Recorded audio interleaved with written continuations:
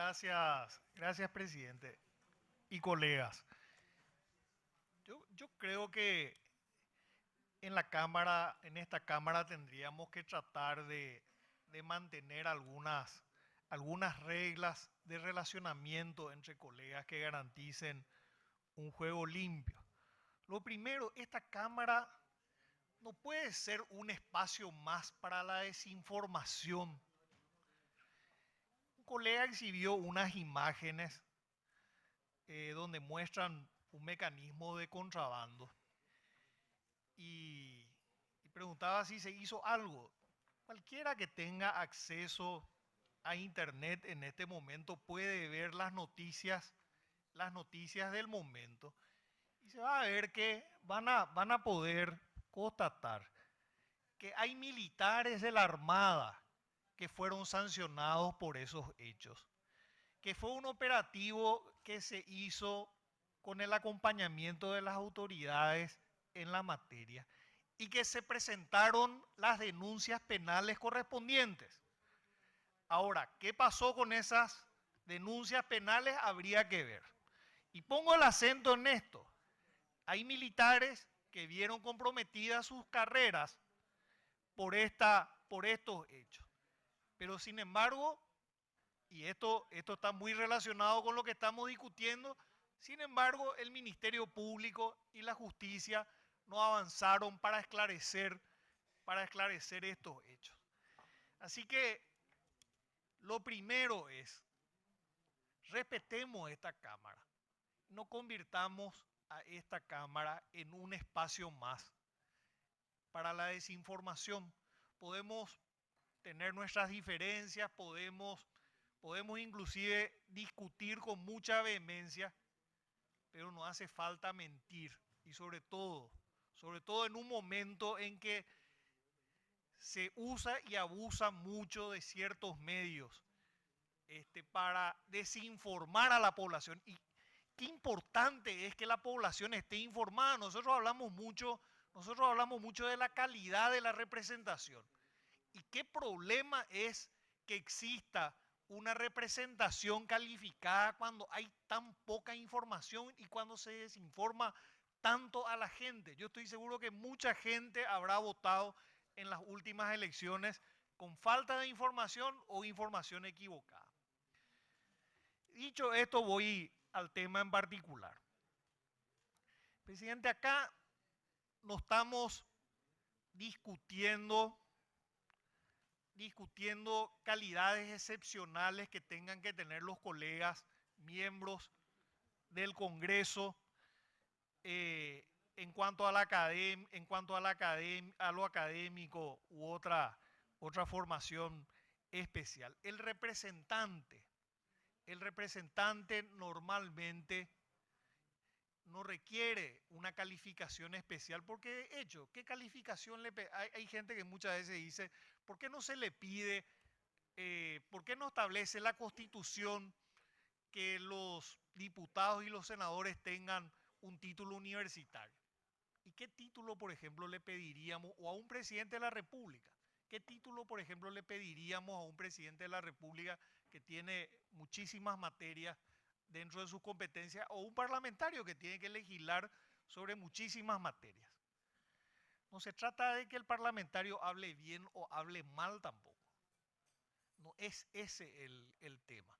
O sea, de hecho, la democracia, filosóficamente, parte de una premisa que es que todas las personas somos iguales y tenemos derecho a ocupar las distintas dignidades de una república.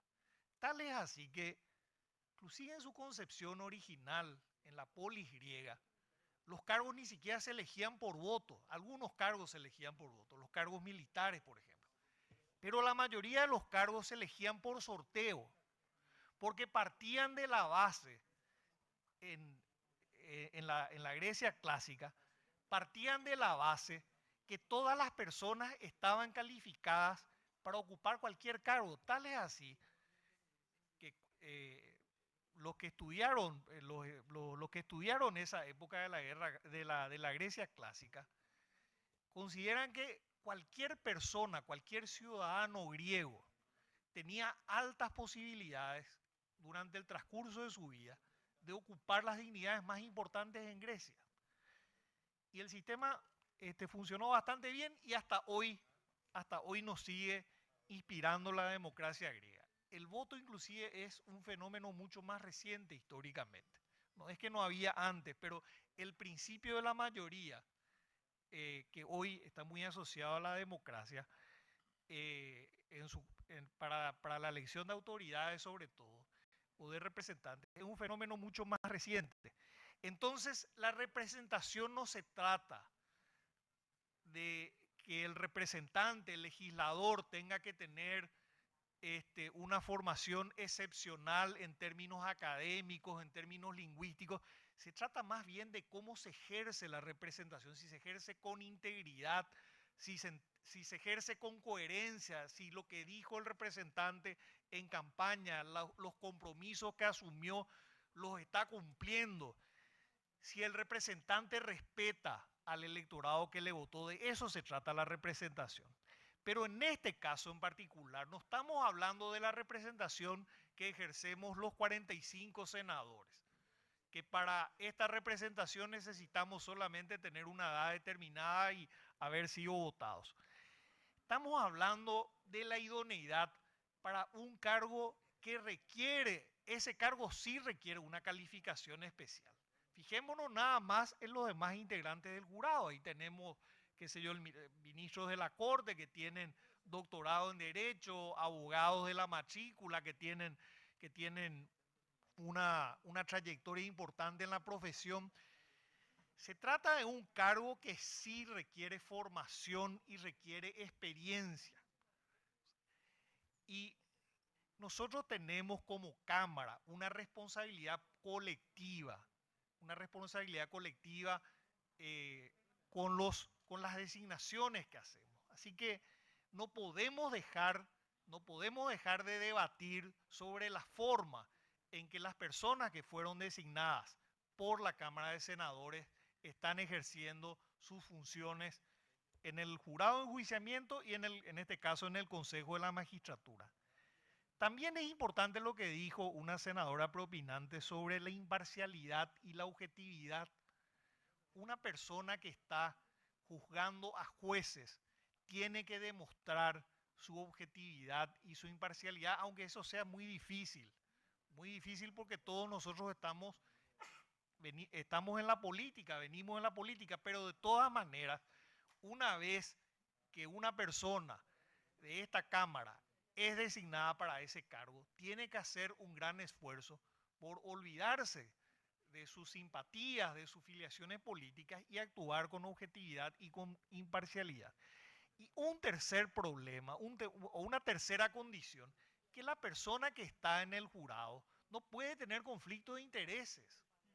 Eso es básico. O sea, ¿cómo un juez que eventualmente reciba un caso contra un colega nuestro que está en el jurado de enjuiciamiento, cómo va a sentirse libre de aplicar el derecho?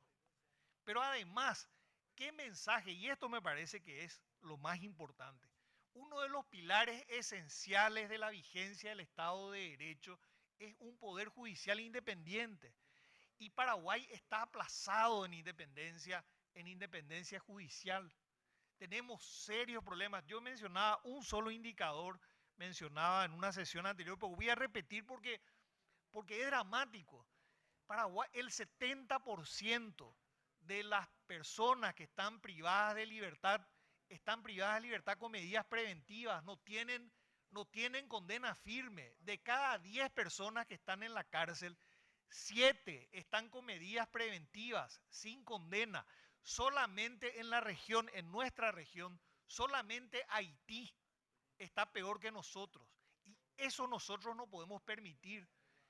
Después, un colega también mencionó otro indicador que nos ubica en Estado de Derecho en los últimos lugares del Foro Económico Internacional, que nos ubica en los últimos lugares en competitividad por culpa de la falta de vigencia del Estado de Derecho.